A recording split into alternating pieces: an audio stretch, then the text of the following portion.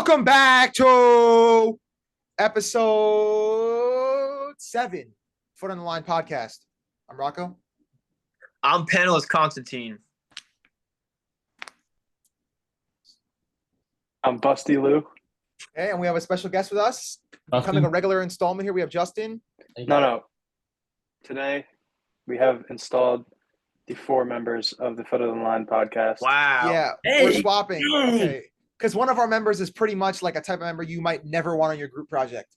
Okay, so in today's episode, we have a couple different things. As always, we are going to start with some sort of game. I'm not exactly sure. We didn't really decide on it yet. I was thinking either a sporcle or we could do some sort of grid or Lee Connections was another thing I was thinking. Lee Connections.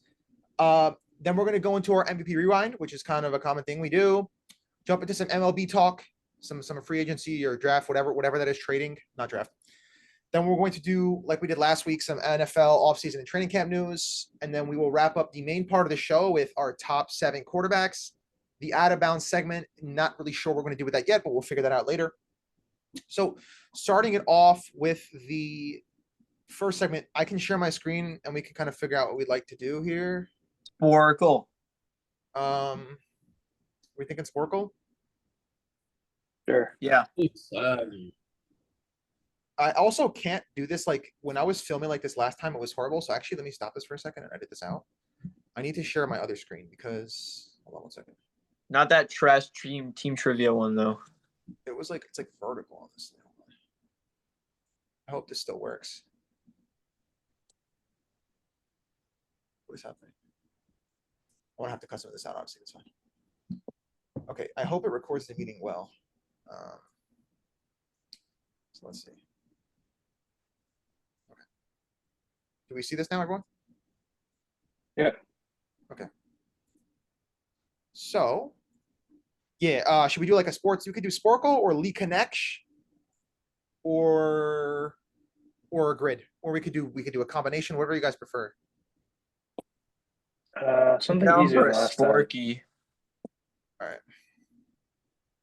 Do an NBA one, I guess, again.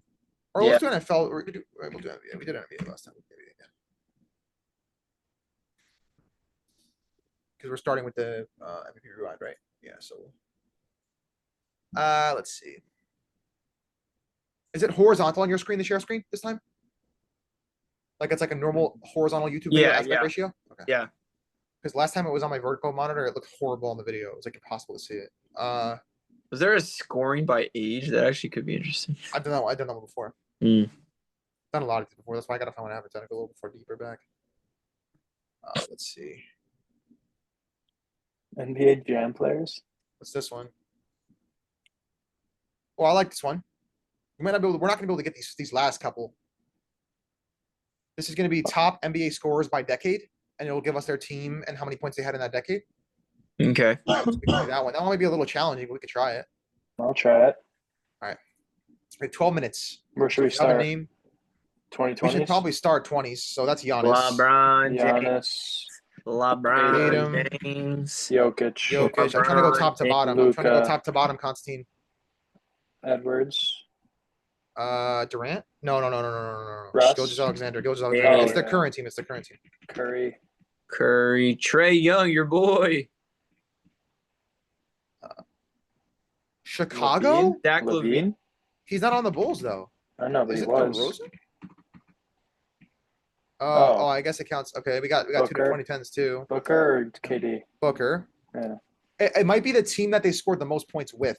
Yeah. Teams the players made the Okay. most points for in the decade. So All that's right. Harden. Harden. Butler. Durant No, LeBron. and Westy. Yeah. Lillard for Portland. And McCollum. Nice, Justin. Oh, thanks. Carmelo. Spell this name wrong. What? Blake Griffin. That's not how you spell it, isn't it? Maybe Aldridge. No, it might be you. No, it's It's definitely you. McCollum. Lamarcus. Wait, There's really? no U in McCollum. There's no U in McCollum.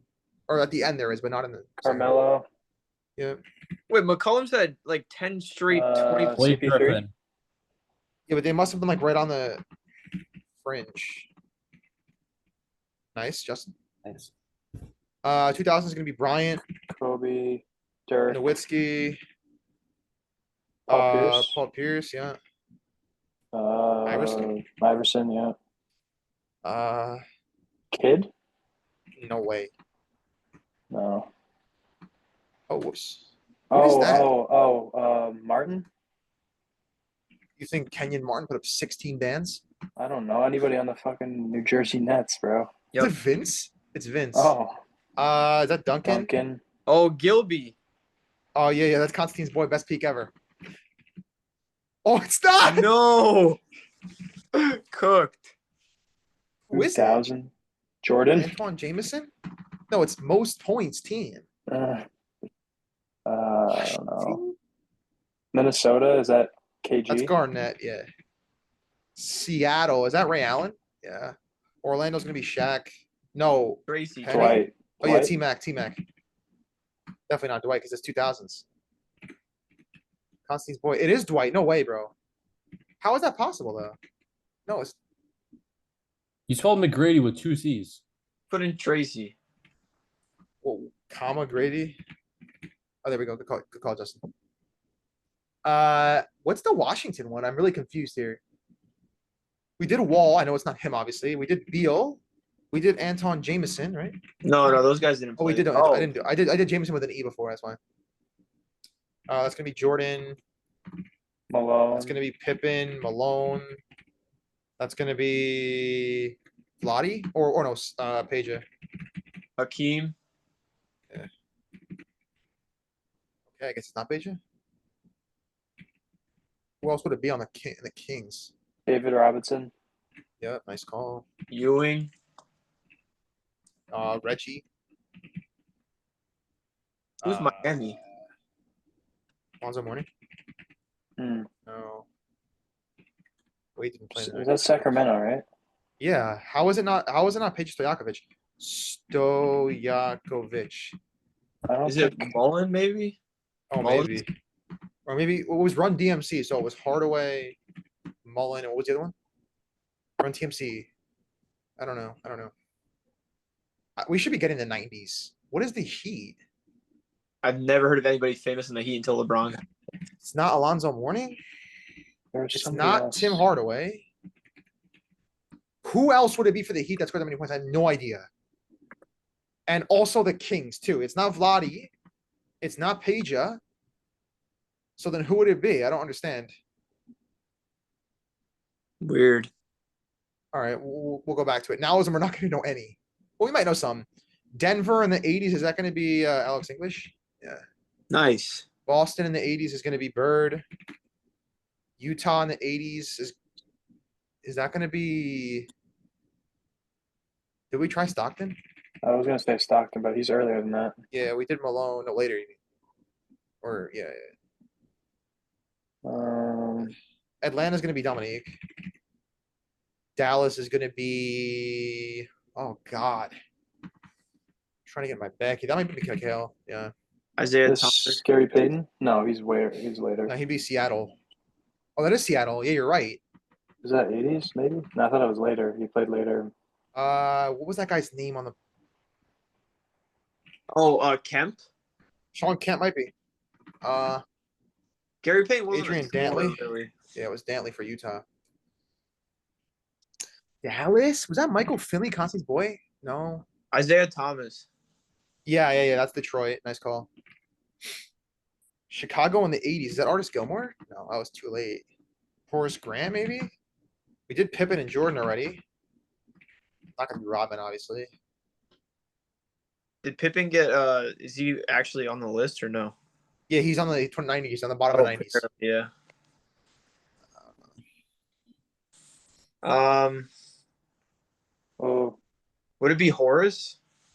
I tried him already. It would be one of those like druggies that was there when Jordan got there. Yeah, I'm trying to think. We did Grant. We did Gilmore. Did I try Ron Harper? No way it's Ron Harper, right? No. Dallas is throwing me off too. I know the Seattle one in my head, but I can't think of his name. But I could see him. He's white with like an overcomb, like brown-haired comb over. He's pretty tall. I can't think of his name right now, but it's definitely him. the knockout, like the obvious ones, like Chamberlain, Kareem. Yeah.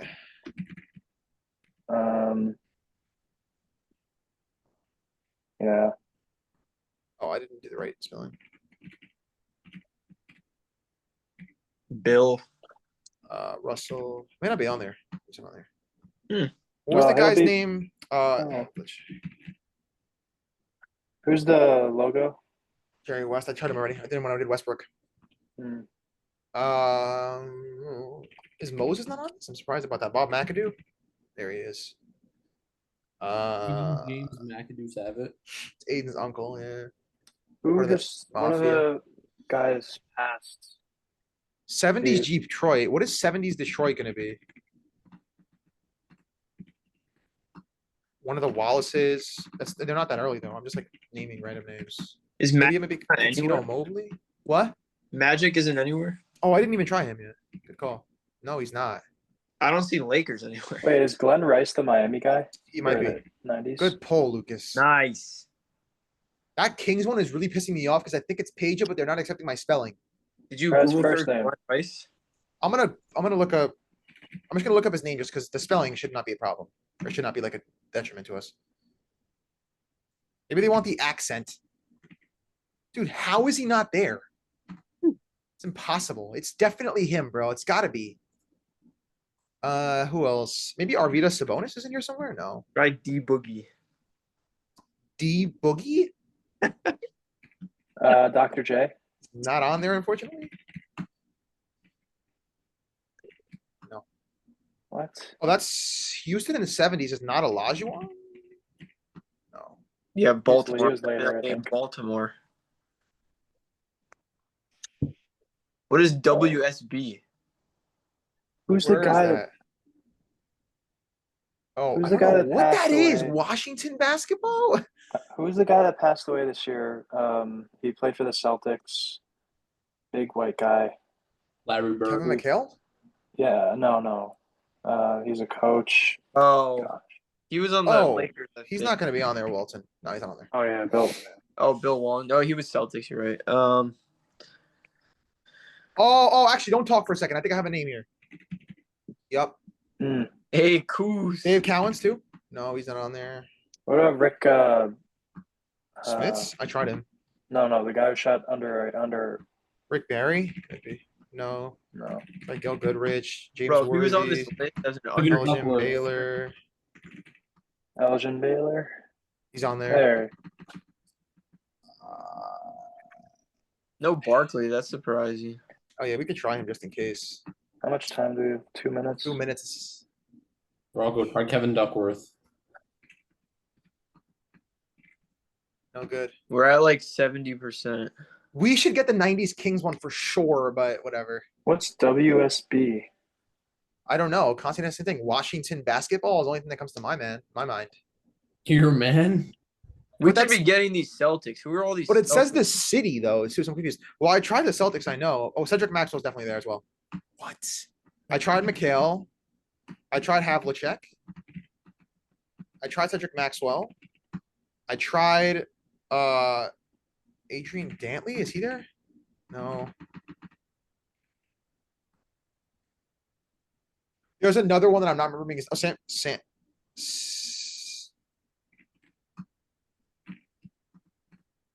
No. We might be cooked here. I'm not gonna lie. This is tricky, bro.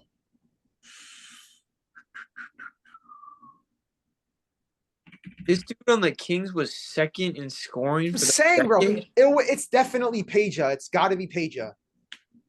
Unless we're thinking of somebody, maybe we don't. Maybe you don't think of him as a king, but he was on the king for most of his points. Who would that be, though? Just start throwing names out there. I know Iverson never played for the Kings, but I'm just gonna. Oh, I got Randy Smith by typing in a common last name. Dude, Johnson. I did that already for Magic.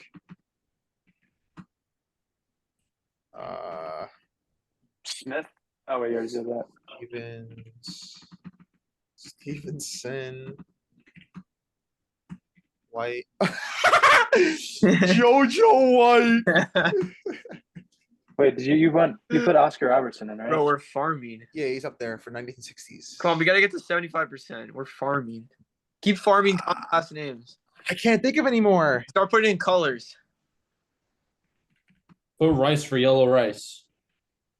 We did it already. Yellow. Put in Smart. black, Try Or- rice. green.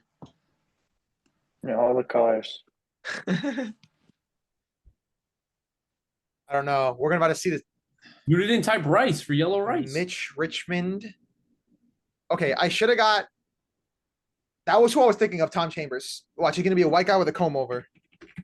I feel Tall, like we brown already hair. did Lanier. Yep, I knew it was him. I just couldn't think of his name. Mark Aguirre would have never got. Reggie Theus would have never got. Bob Lanier and Alvin Hayes were on the tip of my tongue. I just didn't say them because I didn't come to my mind. Did anyone see me type Dandridge? No. I typed in Dandridge, but I spelled it wrong. Can we I look put up it- Mitch Richmond's career? He was just a bucket getter, I guess. Did he get rewarded for it? I've never heard of this guy. You never heard of Mitch Richmond? No. Wow. That was Run TMC was Tim Hardaway, Mitch Richmond, and Chris Mullen. That was the three guys on the Kings during that era. Wait, scroll down. Yeah. That's what you- Yo, 22, 22, 24, 22, 21, 22, 23, 22, 23, 26, 23, 20, 17. That's decent. Can you click on his 5 All-Star years? Just click the year. Yeah, keep clicking him. Yeah. And then let's look at that. 23 and a half. 41% from three. For 400 games. Yo, he was a dog, Mitch. We got to put respect on guys like this. He was a forward? He was averaging a respectable 1.3. No, I think he's a guard. Shooting guard. Mm, He was just a pure 3-point shooter. wow. And good for him. Yeah, 6'5" shooting guard. Damn. Yeah, look, the only ones that I'm mad that we missed. Pettit, I should have got. Arizina is a Villanova alum. I should have got him. Hal Greer, I know the name of. Bailey Howell, I would. Sam Jones, who I was thinking of. That's the guy from the Celtics. Yeah, some of these names I definitely recognize. Like this guy I've never heard of in my life here. Where is he? Bob Boozer. That'd be Carlos's pops, low-key. Carlos Boozy's pops. George Yard. These names, never. Mark Never. McGuire. Ed McCauley, Mark Vern Mickelson. Just randoms. All right, do you want to do like another quick thing or we can jump into our segment? Whatever you guys want. Let's jump into it. So we have the MVP rewind. I'll bring this over here. Yeah. These are some interesting years. And I'm going to bring over our, this as well. You guys can see this file as well. Well, actually, I really don't think it's You guys see this so far, right? It's good. the second year is kind of. Hello, can anybody see my shared screen? This is working. Yeah, Yes, actually- yes. Constantine, just remember, you got to send me, or you got to fill these in. I have this shared with you. I don't remember what we did for these 3 years. 14, 13, 12, because that's the day that my thing corrupted. We said Oh, I don't remember. We'll do it later. It's fine. Okay, okay. We all agreed. 2007, 2008. So we've got some, I haven't looked at this. I actually don't try not to look at it before because I want to be fresh on it. So we have a Kobe winner here. You want to open up the stand another tab? Standings, yeah, I can. Is this the year he put up 81? I don't think so. It might be. No, that was earlier. That was earlier because he was wearing number 8 when he put up 81. So that would have been earlier. Okay. So we have the standings here for it's the whole league it's got for us, which is nice. This is the correct Constantine? Yeah, this looks Okay. right. We've got some interesting stuff here. Right off the bat, I'm looking at it and I'm thinking to myself, Kobe obviously had a stellar year here. I'm not trying to be biased here, but I'm looking at a guy who put up 38 and 7 with 2.9 stocks. Like the fourth place doesn't really matter to me. I think a big reason for the fourth place is probably the fact that the Cavs were, where are they? Not great, right? 45 win team. Believe I it or said not, before. Go ahead. believe it or not, 45 wins was good enough for fourth place. Even in today's NBA, it'd be good enough for a decent seating. For me, I've said this before. When I talk about records, let's do a quick analysis. The first name on this is Lance Allred. So we have Lance Allred, Devin Brown, Shannon Brown, Booby Gibson, Caniel Dickens. This is the team, maybe if you go to the YMCA, they could win a few games, not the NBA. So for me, I'm not even letting anybody else speak. This is one of the easiest decisions of my life. This is clear losing bias against LeBron. If a player is averaging 38.7 on 2.9 stocks with great efficiency. Considering the shots he's taking, I'm picking him. But you guys take it away. Yeah, so I'm only looking at two people here. Kobe, I guess, was a higher seed respectively in the West, question mark. But He's got yeah, 12 so, extra wins with a roster that looks a lot better. He's got Powell with him. He's got Odom with him. yeah. Got Vujicic. He's got a good Ariza. So, yeah. Yeah, what I don't like about this list is that Kobe had a worse season than like the next 2 to 5 guys on that list. Would you like me to highlight some specific players for you? Yeah, I mean, to me, Chris Paul is ahead of Kobe this year. LeBron, I wouldn't say Garnett. He was kind of at the back end of his peak. Stoudemire had a really dominant year. Stoudemire, quiet, good season. Yeah, I was about to say. Yeah, and Timmy D always putting up solid years Of at this course. time too. Of course. To me, it's really just between Chris Paul and LeBron. Somehow, if you look at the New Orleans Hornets, they had like 56 wins or something like that. And if we look at their roster, it also has a bunch of YMCA members on it. So I'm not quite sure. if Players Chris from the Paul- rec center, maybe? Yeah, I don't know if Chris Paul has. Chris like, Anderson wasn't bad. Neither was Tyson. Go Those go are to two the names I statistics. know. If you scroll down, you can see the statistics of the roster. Keep going. Keep going. Oh, each player? Yeah, yeah. Yeah, right there. David West, 20 yeah. a game with 9 rebounds. That's very respectable. Yeah. David West was a solid scorer for them. They also Titan had was Tyson 12 and 12. Yeah, that's crazy. They got Peja on 16.5. This is not a bad roster, Dunkey. No, not at all. But it's just interesting, like the Chris No, Paul. I understand. Yeah, absolutely. So yeah, I think Who is this? do Gennaro Pargo? is he Brazilian? See, he went kind of buck for his career, 6.4 a game. He's Yeah. from Chicago. Respect to him. Respect to the Shy, of course, King Von. I got a lot of love for you, bro. Yeah, I think All right, let me get back to here. I mean, LeBron was averaging 30 in an era that wasn't having many high scoring seasons. it. 100%. Chris Paul with an impressive 11 assists, but LeBron's also doing that on the other end. He's also putting up 8 boards, 7 assists. He has better ratio of steals and blocks in my opinion, even though the stocks add up to the same value. And then as far as efficiency, Chris Paul more efficient from 3, but he's not a 3-point shooter. He'll kind of take them when he wants them, sort of thing. Yeah. And then the higher win shares is really just the value of those extra 10, 11 wins that the Hornets had. Mm-hmm. So I think it's pretty easy to see here. I'm also going LeBron. Better season and still led a really shitty team to 45 wins, which is good enough for 3rd in the East. Very nice. Very nice analysis. Lucas, next year you'll start off, Lucas, because obviously when you go last, it's kind of hard to cover anything that hasn't been covered. No, yeah.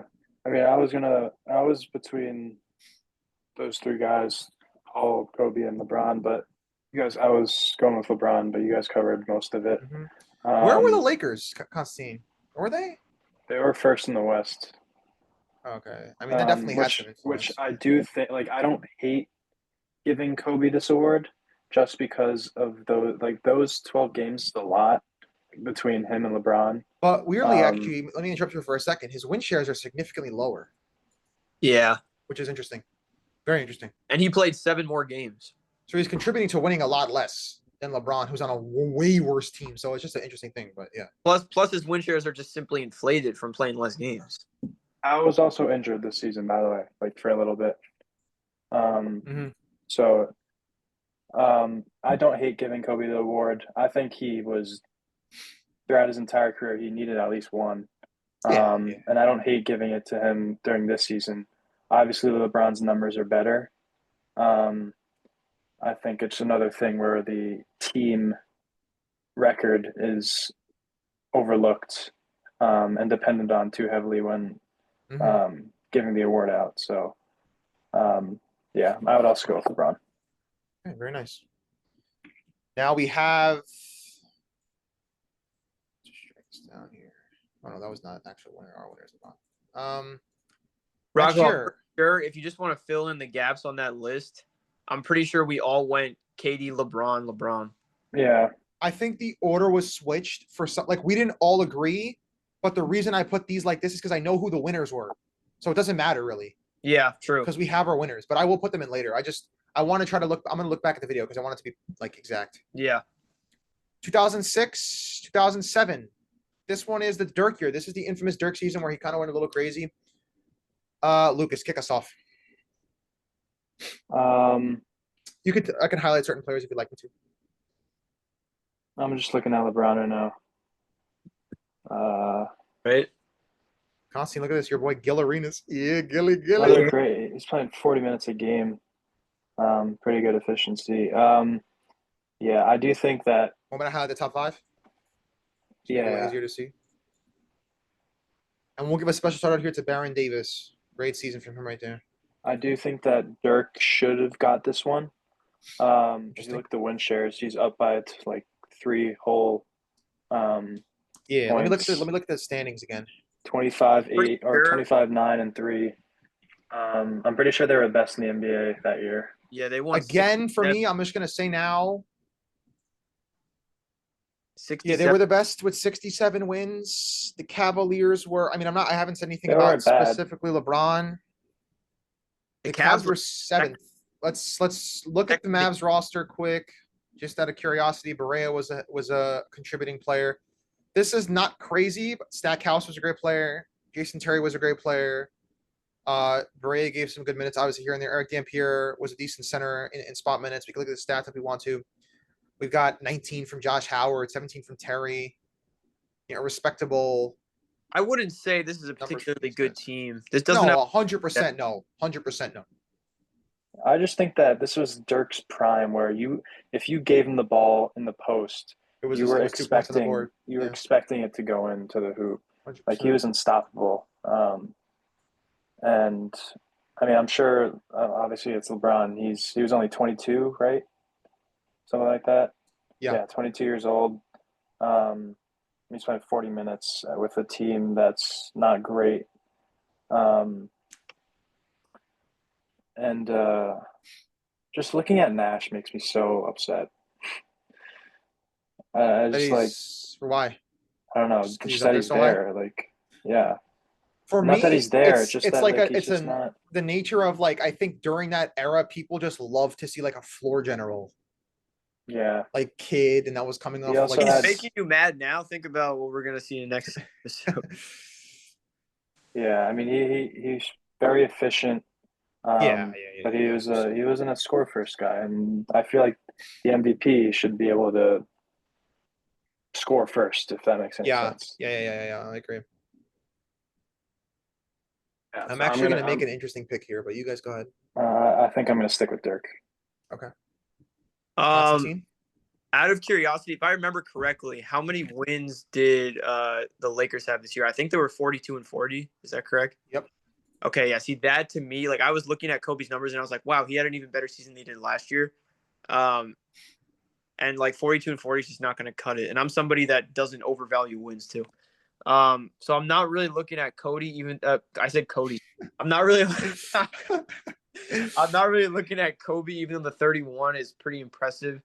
One thing, and maybe shame on me, but honestly, I don't feel too bad because I give Dirk his flowers for the finals run all the time. That season is not that impressive to me. Like I was looking at it. Okay, like he averaged a 25 on really good efficiency, but then I looked one player down, and Steve Nash, who's not even a scorer, was averaging 20 on the same efficiency, maybe even better. So better. He's averaging 12 assists as well. So Dirk's season does not impress me. You know what's interesting? I just want to interrupt you for a second here. Yeah. Kevin Durant is the only player in NBA history with a 50, 45, 90 season. Steve Nash was 1,000% away from also having that. Look at that. Yeah. 0.001 away from having it. But Dirk yeah, go also continue. had, right? I think He Durant's the also only shoots player less, in the though. history. Oh, you said 45. Yeah, 50, 45, 90. Or maybe only Yeah. Kyrie who's had it. One of those two guys is the only one in history with it. Yeah, so honestly, I'm putting Steve higher than Dirk in this case. The Suns also won 61 games, which is high. They did have the advantage of, guys like Stoudemire, et cetera. But I'm not looking at Kobe in this case. If we look at LeBron, we can see the further back in history that we go. a more younger version of LeBron that we're seeing, and you could see the numbers, I guess, look a little bit less dominant, but not by much. He definitely had a better season than Dirk, not a question in my mind. But yeah, I don't know. He definitely had a better season than Dirk. He scored better. He played better. He defended better. Slightly less efficient from two. I mean, obviously at this point in his career, he wasn't a 3-point shooter, so I'm not really paying too much mind to that. And his team is also way worse. But I'm not. Yeah, go continue. I was just saying. This is a tricky one for me. This is one of the hardest ones we've done. And like another thing that disappoints me, and maybe I'm stereotyping point guards, but like Steve averaging less than 1 steal a game when we usually see those floor generals average like 1 or 2. Yeah, like Stockton and Paul. Yeah, to me that's a little disappointing as well. Again, I'm not looking at Kobe. If I focus my attention on Tim, 20 and 10, 2.4 blocks is impressive. He's not a 3-point shooter, so I'm not looking at that. It's tricky. It's really tricky. It is. This is a good one. And if we both make our decision by a small margin, it could like skew the entire thing. And you know what else I just thought about? We might pick all different people one time, and then we don't have a winner. So I didn't even think about that. But we could technically pick. He just joined on his laptop as well. Lucas chose Dirk? Yes. Yeah, I think it's try not really to let close. Anybody else's decisions affect yours. Too. Yeah, I think there's no wrong pick. Maybe we submit it anonymously in the chat. Or not anonymously, but just in the chat so that we don't influence each other's decisions. But I think I see SZA in this advertisement with Ben Affleck or whoever that was. Batman, baby. She's Catwoman. We could say it unbiased without having. I understand what you're saying, but we look at the roster. Can we take a look at the Suns roster? Sure.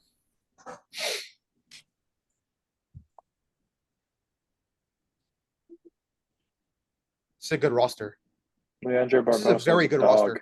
Jalen Rose, Amari Stoudemire, Leandro Barbosa, Boris Diaw, Sean Marion. Like he had so many guys to pass to. Like this is look at these points, Constantine. This is a good roster.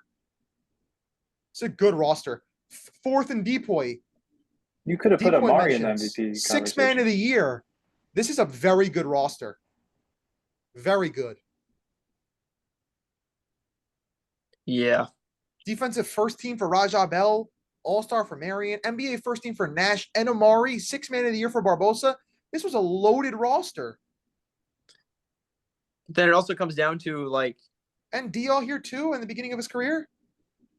Is Steve helping these guys get better, or are they? Yes, 100%. 100%.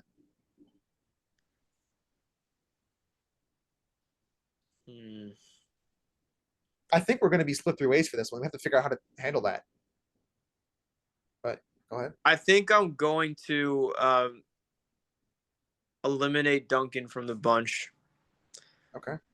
And so I'm really just looking at Steve and LeBron now.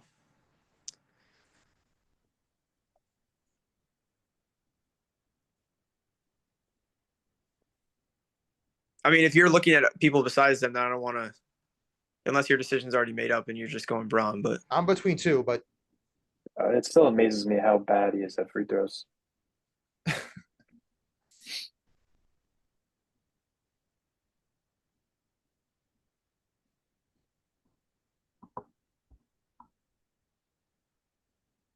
Are you seriously deciding who's a better player between LeBron James and Steve Nash? But for this particular year in context, yes, I am. Constantine, let me ask you this. I'm going to try to propose. I'm going to pose you this question. No, I'm just looking. I'm just looking. Me taking my time. No, I understand. I understand. You don't like need convincing. You're just assessing. I understand. Think about it as if each one of these rows is like a weighted equation. Do you value the assist gap over points, rebounds, defense? That's the question you have to answer. Well, no, the gap that's going to make me vote Bron efficiency is not even that. It's the one in steals and blocks. Because no, I was saying efficiency for Nash is what I was saying. But yeah, that's really the only thing like that's keeping me here waiting. But I mean, there's a big gap in the scoring. He's rebounding more. I feel like the efficiency is like kind of because Nash. How many shots a game was he putting up? Nash? I mean, obviously he has good efficiency, but like when you have guys like LeBron and Dirk who are the primary scorers on their team, I think they're shooting more, which obviously leads to more misses. And I don't think you can really 12.8 judge. field goals attempted. If we look at LeBron, Probably around like 15 to 16, maybe 17. so we have him shooting 12.8. We have LeBron shooting. Well, I think efficiency matters regardless, especially when you're talking about LeBron, because LeBron is not a shoot first player. So he's an interesting case. And that's what something me and Ryan talk about a lot with the GOAT debate is like, he's way more, or not way more efficient, but he's more efficient than Jordan and he's shooting less, yes. But when the player is still creating more points with assists, I don't mind that he's shooting less. Well, You know what I yeah, mean? that's But yeah, it's dependent. We're doing, what is this, 06, 07? yeah, He was shooting 21 shots a game compared to yeah. Nash's So 12 and a half. That is pretty jarring, 100%, but I don't, Can we look at Dirk and LeBron side by side? for your, when you look at Dirk shots per game? No, just their stats for that Yeah. year. Mm-hmm.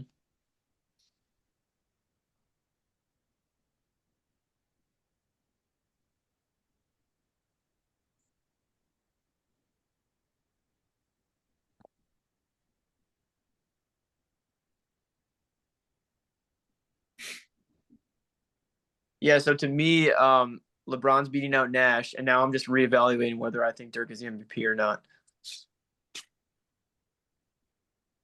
You just said that Nash is better than Dirk like 10 minutes ago, just so you know. I know. I'm just reconsidering because I'm just reminding you. he won almost unanimously, so I don't want to best. If Steve, I'll just say this: if Steve had more than 2 stocks, I would have voted for him.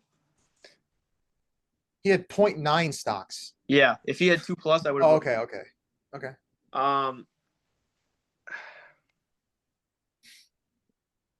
I mean, the Mavs almost won 70 games. I don't know though.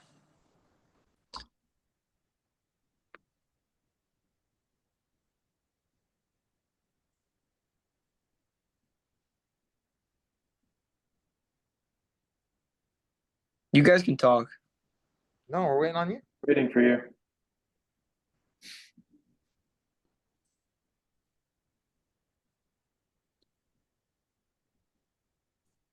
You're not trying to split an atom here, bud. Yeah, for me, it's Dirk, shooting 50% from the field, You're one of the biggest LeBron haters on earth. averaging 25 points. He's muted. He's muted. He's going to get kicked out of the meeting if he keeps talking. He doesn't even know it. He's still talking into a muted mic. You're done again. You're done again. You're never going to beat me. Stop. You're not doing the segment. Okay? Relax. I'm just supplying input. Okay. No, I respect it. We know you have an agenda to push. I mean, look at him. He's shooting 50% from the field Mm-hmm. with also shooting a 416 3-point percentage. You saying that might actually make Constantine not want to pick him, just so you know. Like, why? Like, this doesn't matter at all to me, but why is LeBron shooting less than 70% from the damn free throw line? That's what I said. He's just never been successful from the stripe. We know that. Like, MVPs at the forward position shouldn't do that. Like, why are you doing that? You're 20 old, 22 years old. It's got Mitch Robinson type free throw numbers. Oh, no. Not even close. Mitch to LeBron is like LeBron to Curry in free throws. That's that much of a gap. Okay. He stinks at free throws, Mitch. I think he's officially the worst free throw shooter in playoff history, I'm pretty sure. Like percentage wise. He might actually be the very worst. Joakim Noah. No, it might be Mitch. Dude, it might be. Or Shaq. Let's see. Probably Shaq.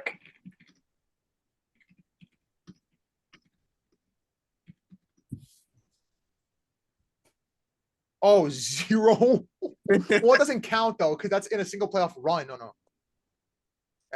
It's flawed because it's only one series. Yeah. Okay, Bobby I just want Portis. how many shots Dirk was putting up, and then I'm done. I'll make my decision. Okay. 17. So 3 less than LeBron. Exactly 3 less. 17.2 to 20.2. He's still shooting 50%. Damn. Yeah, I'm gonna vote Dirk here. Good pick. Respectable. Mm-hmm. My vote doesn't really matter.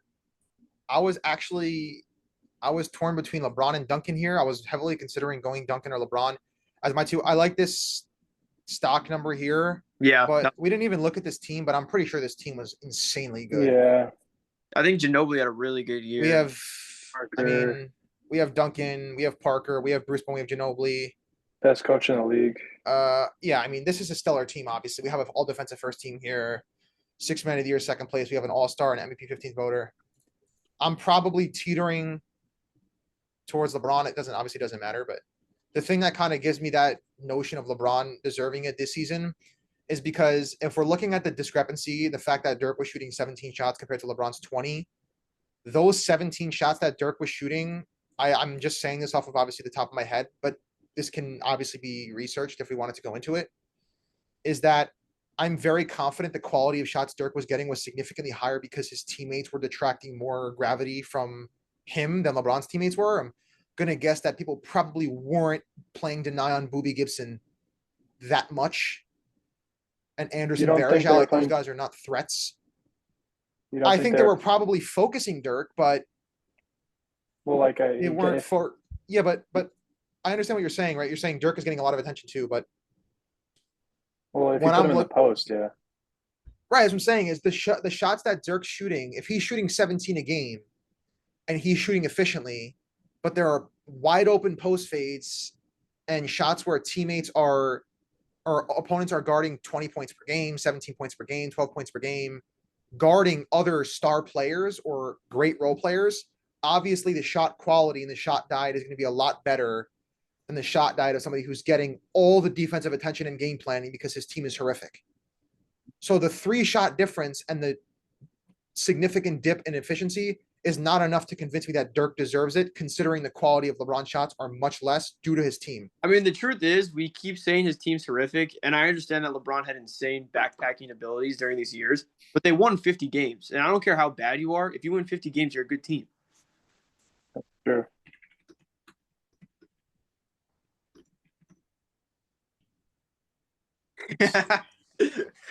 Let's do a quick check here because I'm just curious here. So where's the wins and losses?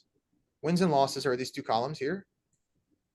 So this is LeBron when he came into the league, 50, 50, 45, 66, 61. He left and they had 19 wins. They lost 42 more games losing LeBron James. I don't care if a team having 50 wins is a good team. If my team is going from a 61-21 first place team to a 19-win team in one season, and the main player leaving is the culprit of that discrepancy, the 50-win season is because of him, not because of the team being decent. It's not.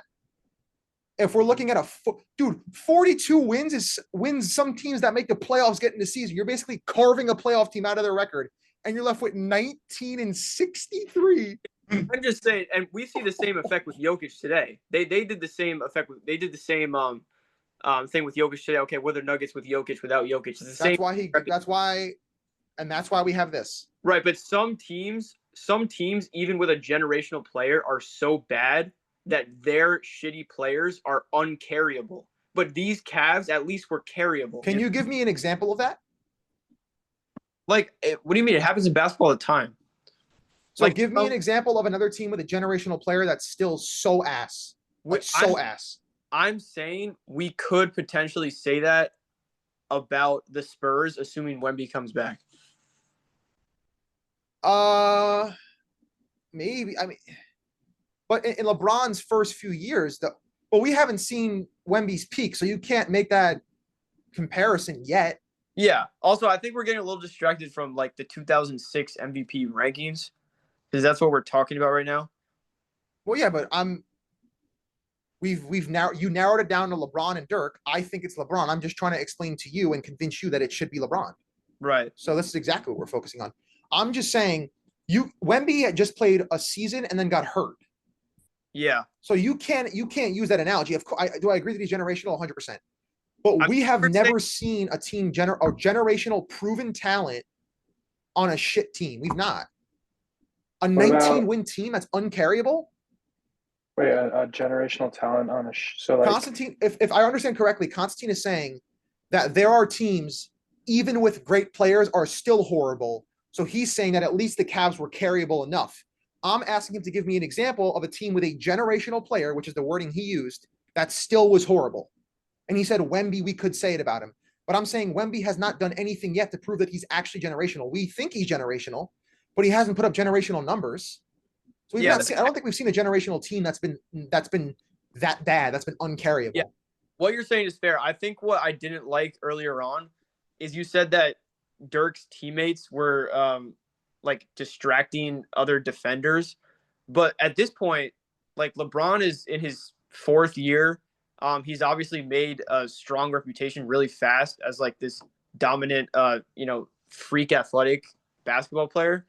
And, already had been in the All-Star game 4 times, whatever. But Dirk was a veteran at this point, and a young veteran, like 10 years of No. I'm not arguing Dirk's gravity at all. Right. I'm just saying. So the game plan 100% was on Dirk, not these other like. No, I'm not saying that. I said this to Lucas before. 100% confident that if a team is playing the 2006-2007 Mavericks, their defensive scheme is centered around Dirk Nowitzki. I'm also 100% confident that a team playing the 2006-2007 Dallas Mavericks is focusing on Dirk less than they're focusing on LeBron in the 2006-2007 Cavaliers.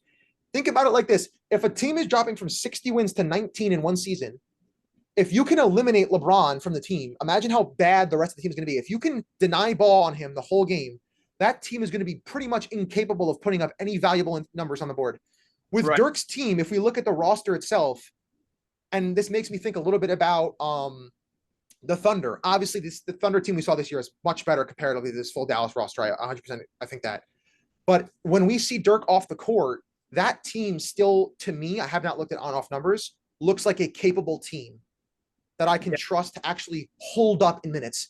If a team is going 42 wins down, the second LeBron goes off the court, they're pretty much the 2023-2024 Pistons. They're worthless. Yeah. That's why I'm saying if a team is that much worse without their star player, do you have any idea how much attention that star player is going to get? That's like the Jokic defense.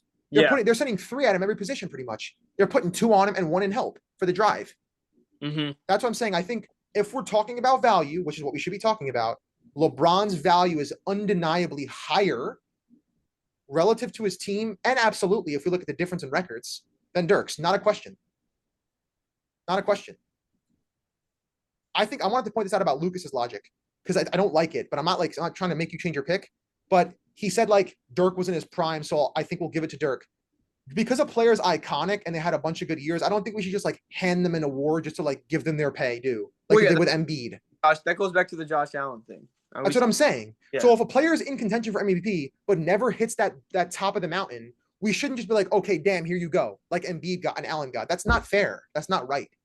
If we have a player like LeBron James who is, I would say, obviously I can't say objectively because it's a subjective measurement value, he is, in my opinion, much more valuable than Dirk to that roster when we look at the supporting cast and how different the records get in his absence. I mean, it's not, for me, the value is not a question here. I think obviously Lucas looks at this first seed. He looks at Dirk being an iconic player for 6-7 years in a row, winning that championship, and he thinks to himself, well, Dirk's been a legend for so long. We got to give him one eventually. That's not how I look at it. You know what I mean? I don't care if a player is, if we have 10 straight seasons from now on where Luka gets first in MVP, this hypothetical, and Shea gets second, and then the 11th year, they're like, you know, we're just going to give it to Shea, even though he had a little bit of a worse year, because he's been so iconic, but hasn't gotten that due. That's not really value to me. That's pity, right? We're giving it to the guy just to give him some hardware because he hasn't had it yet. A great player doesn't need to win the MVP. I love Dirk. Dirk's one of my favorite players of all time. I love his game. He's a great player. For me, it's not a conversation. I don't even look at Dirk. I'm looking at Duncan way before Dirk, right? Dirk is definitely not doing anything on defense that's special. I think his shot diet is definitely a lot easier to be efficient on than LeBron's, just because of the attention that LeBron is getting. And the fact that if I know that I'm going against the Cavs and I know that if I eliminate this guy, the rest of them are toast. I mean, it's pretty obvious to me why there's a discrepancy there in efficiency. Yeah. Right? I mean, I don't know. That's just my 2 cents. I in my heart, I want you guys to pick LeBron because I think he deserves it 100%, which is why I'm saying what I'm saying. But obviously it's your opinion at the end of the day. So you guys can stick Dirk if you want. I just think it's clear for me that it's LeBron just due to that floor raising capability, which is in my eyes what value really means. Right. But I don't like picking Dirk here at all. I mean, to me, I think it's a disappointment. I don't know. It's different. It's weird. It's weird. It might be something I'd want to reevaluate at a later time, but I don't know. Okay. I saw 50, 40, and 90 in a time where people weren't doing that, and I got excited. Plus 67 wins. So, I don't know. No, I see where you're coming from. I mean, look, it's obviously to each their own. Okay, can we have to talk about this one, or can we just put his name? Oh, we have to talk about this one, or can we put his name down? Oh, I'm not even looking. Well, I think first of all, we have to talk about it. Or makes me so angry. Are we serious? 31, 7, and 6. Lucas is okay. First of all, Kobe's averaging 35. He's not even in the top 3. Yeah, no. I actually look at Kobe, and I do have pause for a little bit here. Pull up the one of the reasons. What standings? Yeah. Lucas is looking at Dirk. No, I'm not.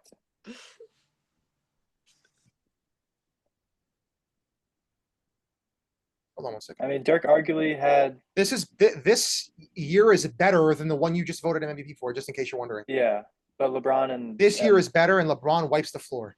Yeah. Well, he had a better year. LeBron. No, I know. No, yes. What was in the water this year? Jesus. Little sperm. I'm saying everybody. Everybody's having like an inflated season. Kobe had a crazy season here. Dwayne on 27 is definitely not something to be ignored. 1.9 steals a game. This is a good overall season. Iverson 33 a game. That's one of Aiden's GOATs ever of all of it. Bro, Iverson is like 43 minutes a game. Jesus Christ. So was LeBron, bro. Yeah. You're a point guard averaging. But he's 30 years old. You're a point guard averaging 1 stock. Like, get a job, bro. I mean, he was always a liability on defense. You got to Yeah, I mean, I think you can write LeBron down for me. LeBron James. I just want to see the standings, but LeBron James. This dude LeBron was spamming 50 on the dot win seasons every time. Yeah, let's do another quick roster check here. They never traded anybody. Martinez, Andrews, Kavicius, Drew Gooden, Zendon Hamilton, Constantine. There's no way you voted Dirk for this year before this or after this. There's no way. Donyell Marshall and Ira Newble. I have a decent argument for the Dirk pick. You've never heard of these people. Okay, go back. Can I see the standings, please? Okay, thank you. There's no Spurs anywhere near the top 5. They're second.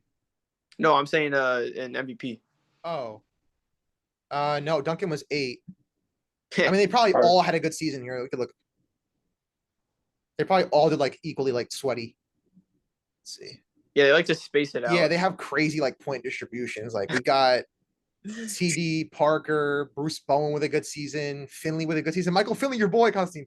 Manu with a good season. Yeah, like this team was just so well-rounded and well-coached. Like this is one of those teams you're never going to forget about, you know? It's crazy. They were only averaging 96 points a game, and they still got second seed. They were probably playing strap-up Alcatraz defense.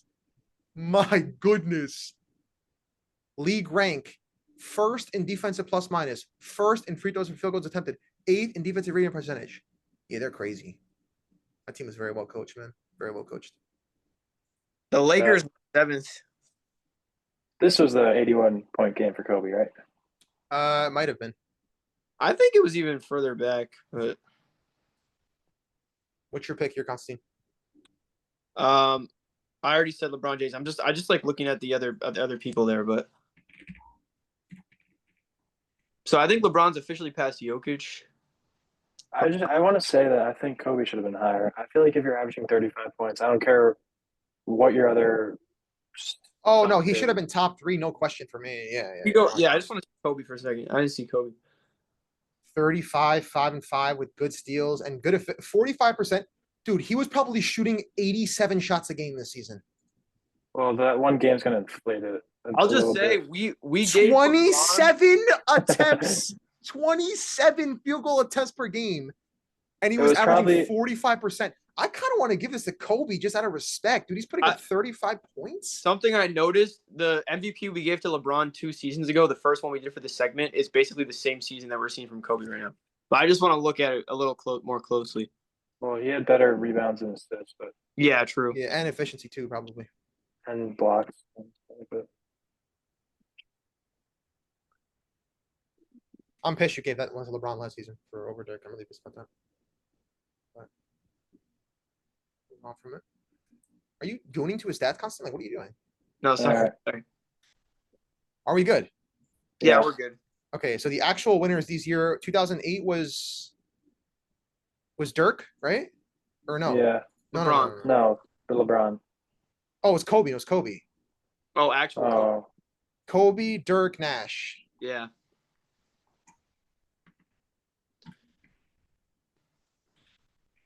So just a little overview at this point. Jokic has 5 for us. LeBron has 1, 2, 3, 4, 5, 6, 7. 7, and he will maybe win one next episode. Maybe, probably not, but maybe. That would be his rookie season.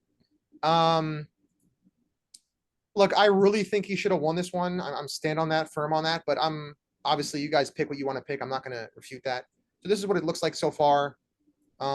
We have a lot of agreements, also a lot of disagreements. We've got a disagreement here and a disagreement here. So that's interesting.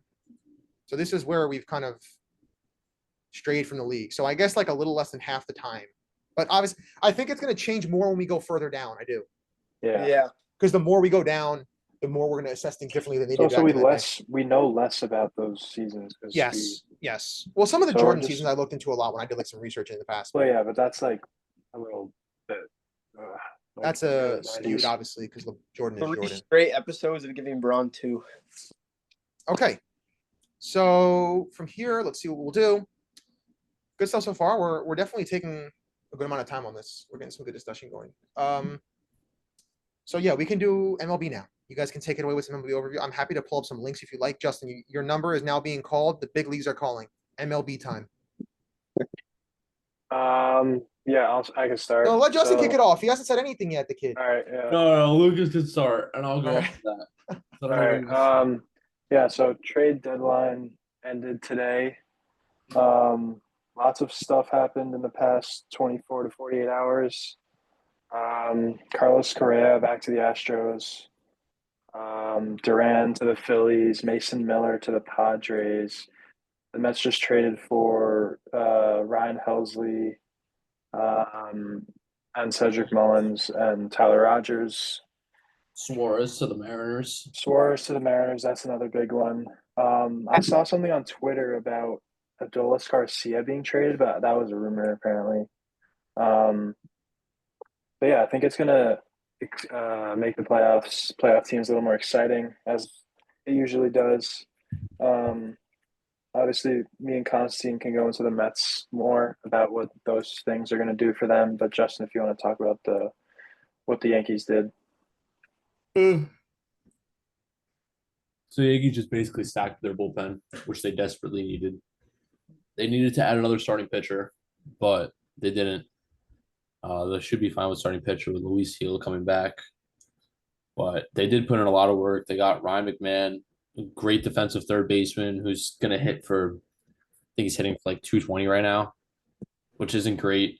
He's got a little bit of pop, but he's been playing well.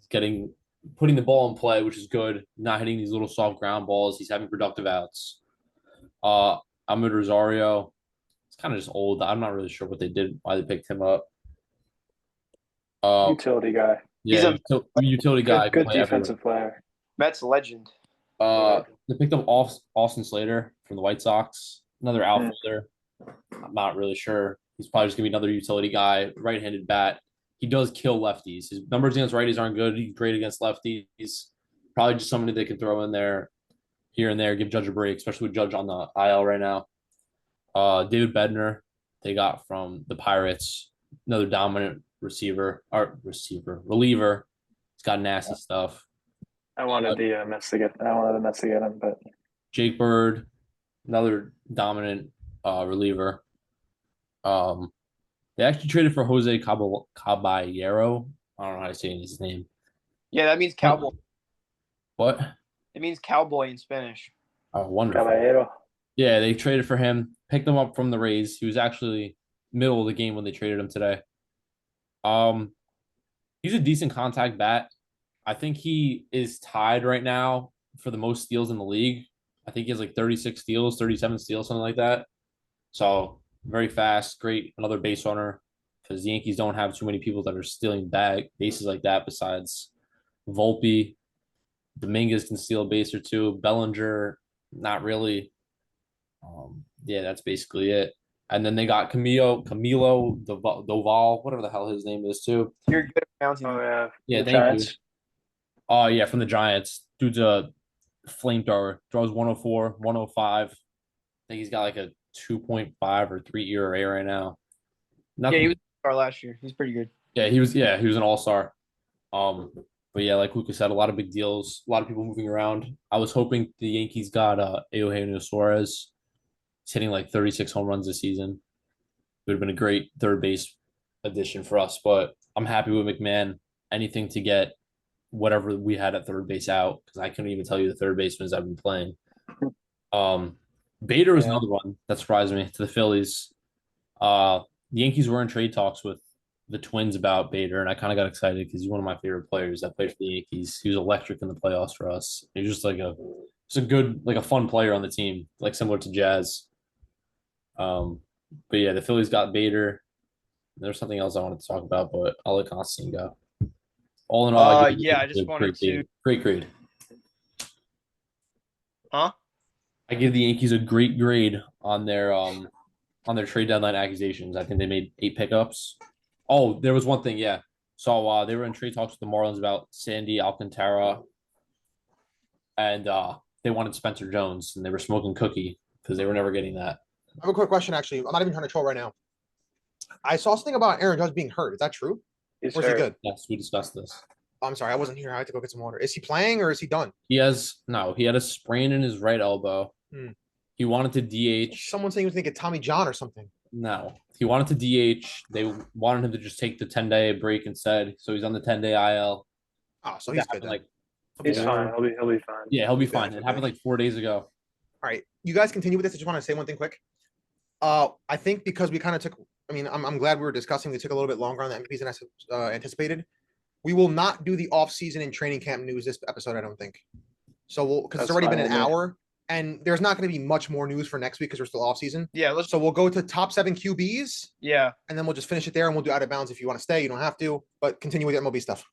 Yeah. What was I going to say? Yeah, the Yankees made a good move there by not giving up Spencer Jones for the person that has the highest ERA in the league. That would have been so dumb. But yeah, I just wanted to look at the two Mets bullpen acquisitions, Ryan Helsley and Gregory Soto. Ryan Helsley, last 4 seasons, 188 games played, 203 innings pitched, a 2 ERA, and 266 strikeouts. He has a whopping average fastball of 99, which is straight cheddar cheese. And his chase percentage is in the top 94 percentile, whiff percentage 86 percentile. He's in the bottom 15 percentile on hard hit percentage. So he's a solid reliever, 2-time All-Star. He knows what he's doing. He has a good 12-6 curveball too that he'll drop in for a strike or try to get a swing and miss with. I'm really happy with him. Gregory Soto, not as impressive. He's also made 2 All-Star games with the Tigers when they were really bad and they had nobody else. But he's just another lefty arm. He gets hit pretty hard at some times, but he has a good sinker and a pretty, diverse arsenal altogether. He's got a splitter, four-seam fastball, and I think 2 other pitches. Yeah, sweeper and a slider. So, I mean, he's useful out of the pen. I really don't like Reed Garrett. I'll end off by saying that. Yeah. I'm also with Constantine on that Garrett thing. I think if he's going to pitch, it should be in the 4th or 5th inning if we are in trouble and we need either to blow a game or I do not want to see him I don't want to see him in the 7th. I don't want to see him in the 8th. I don't want to see him in the 9th. Luke, just out of curiosity, are you traveling to an Arctic country or do you wear puffers in the summer frequently? What? Are you traveling to an Arctic country or do you have puffers on your door that you wear frequently in the summer? Oh, this is my brother's room because he's in my room. My brother. Or pretty ored up. Yeah. Yeah. Continue with MLB analysis. The other thing with Soto is the walk rate. He gets kind of wild at times, Yeah. which is a little scary. But I think he's the kind of pitcher that the Mets needed. They needed a hard throwing lefty Yeah. because right now they have is Raley, whose velocity is not up there. He's getting old in age, coming off an injury too. And I think he's one of the guys that they needed. The other guy, Tyler Rogers, who's a submarining right-hander from the Giants who they got, he is 1.8 ERA, and I'm actually really surprised that the Giants gave him to us. Sorry. Tyler Rogers. Oh yeah. Tyler Rogers. Yeah, the bullpen. Their bullpen is freaking stacked now. Yeah, they I would say they have the best bullpen, top 3 bullpen in the MLB right now. And let alone the lowest staff ERA in the National League, which blows my mind because their starters aren't even that good. Yeah. And I don't know. We might see somebody get called up just to fill in that starting pitcher role. Could be that next name up. Jamie Padilla. My idol. Yeah, and then on the offensive side, they got Cedric Mullins, who he'll hit a couple home runs, but he plays some good defense. I just think they needed to fill that power slot in center field. Because Taylor had the defense, he just didn't have the kind of hitting that they needed to complete their lineup. Yeah. And then going back to what Justin said about the Yankees, I think they really went for the defensive side of the ball, which I think is what they needed. Once they get Judge back, their offense will be fine. And their starting pitching will come back, and they bolstered up the bullpen too. So I think the Yankees went for the defensive side, which I think will work for them. And the last thing I want to say is that the Twins basically traded their entire team, and I'm pretty sure Buxton and like one other starting pitcher are the only people left on contract for next year. So they're definitely a bottom something team in the league. We're rebuilding. So, and we'll see if Buxton gets traded before the end of next year. So, yeah, that's all I got. And your boy Correa, back to the Astros, gonna rip up the Yankees again. Nope. Astro Nation, baby, Astro Nation. 2 more names I don't think you mentioned. Did you say something about Johan Duran? I mentioned it at the beginning. Yeah, so he went to the Phillies. That was another arm that I was really hoping the Yankees were going to get. Pitching like a 2 ERA this season, with like 15, 16, 17 saves, something like that. Bunch of Ks, big right-handed power pitcher. And then another big time, another notable trade, not really on the deadline. I think it was made about a week ago. Josh Naylor to the Mariners. I mean, that's just another Diamondbacks are clearly selling their team this trade deadline. Eugenio Suarez gone, Josh Naylor gone. Those are 2 of their best bats. They have Corbin Carroll still, obviously. He's a great bat. A lot of speed. I'm a little worried about the Mariners just because they're going for the power approach because they already got Raleigh. Now they got Suarez, and Naylor's a power guy too. And that's a lot of strikeouts. He's been hitting a lot of contact recently. I mean, this season, I think he's batting like 300. I don't think he has many home runs, 15 at most. Well, when I look at him, he just looks like he would be a power. He's kind of built similar to you, like a dumpling type kind of. Wow. Right, he did rock the baby that one postseason, and then he got shut down. That was kind of interesting to see. Glaber rocked it right back on him. He's moved around a lot the past year. Was on Cleveland last year for the playoffs. Got sent home packing. Packed up his stuff, moved to Arizona, and now he's packing up, moving to Washington. Yeah. I think the Mariners team will be fun to watch. J-Rod has fallen off a little bit. Yeah. He is having a tough year. The outfielders in the league. That's Rocco's crush. Who's that? Julio Jones. I'm not sure who that is. Yeah, you do. He's a Let's see him with model. the light skin eyes. Yeah. Yeah. Anything else you guys want to say about that? Go ahead. He's the light skin variant. If he was a girl, Rocco would be all over that. Okay. Absolutely. Anyone else want to add anything? No. All right, now we're on to a segment I've been looking forward to. Top 7 QBs. One more thing. Sorry. No worries. Terry McLaurin just requested a trade from the Commanders. Good. I'm glad you said that because I was going to say, I said it to Justin before. I forgot to say it. Terry has requested a trade from the Commanders, courtesy of Lucas. I'm stunned about that. We could talk a little bit about it. We could talk more about it next week in the offseason thing. Yeah. If we want. I don't know why Constantine just smiled and tilted his head back. Kind of made me feel like he was making fun of me when I was talking. But I mean, No, all good, all good. yeah, we'll talk about that a little next week. Definitely shocking, but we have to kind of see where it goes. So it's actually good we're letting it stay kind of marinate for a week, see what happens. Yeah. Because we knew he was unhappy. I mean, a lot of guys get unhappy request trade and they end up signing. So we I don't think it was just it's kind of a threat. Yeah, 100%, 100% a threat. Now, top 7 QBs. I'm excited for this. So I think the way we'll do it is similar to our other top 7s. It's kind of just following suit in our rankings. You could list your honorable mentions, try to keep it to 2 or 3, and then 7, 6, 5, 4, and then we'll do the top 3 separately. So one of you guys started off for us. I could start it. Go ahead. We're going 7 to 5 or 7, 6, 5, 4. 7, 6, 5, 4. You could say any honorable mentions as well if you'd like. So honorable mention, Jalen Hurts. He's in my honorable mention. This is not hatred. This is not bias at all. This is off stats and performance throughout last year and coming into this year. I just think he's outside the top 7 just because he doesn't really throw the ball that much.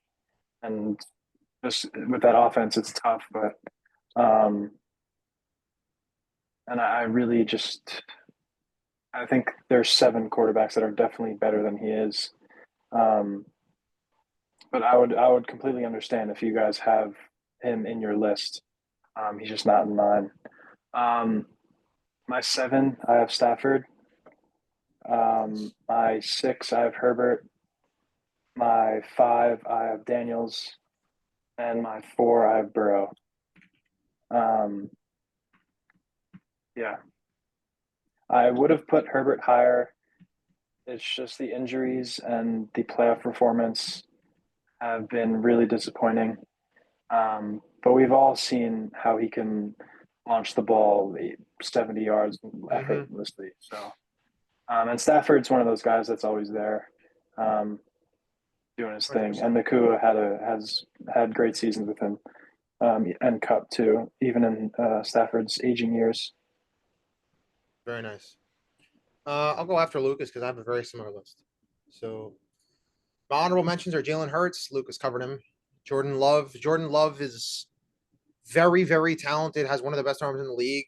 I like him a lot. Reminds me a little bit of Aaron Rodgers with the release. Obviously, you could tell he kind of learned from him with that release. Very quick slinger release. He makes stupid decisions here and there. He also kind of reminds me of Josh Allen in like his first 2 seasons, like when he was doing like dumb stuff randomly. He's just learning. I mean, he's not as young as you may think. I think he's like 25 or something like that. He kind of started late, right? Because he sat behind Rodgers for a few years.